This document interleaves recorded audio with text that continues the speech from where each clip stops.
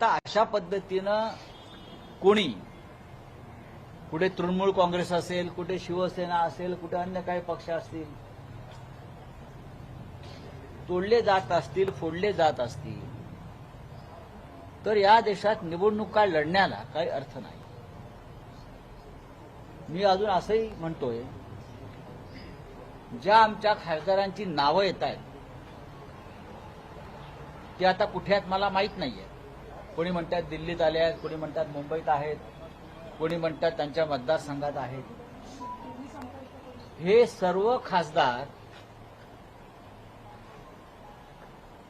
शिवसेनेच्या मशाल चिन्हावर निवडून आलेले आहेत आणि उद्धव ठाकरे माननीय पक्षप्रमुख यांच्या चेहऱ्यावर निवडून आलेले आहेत.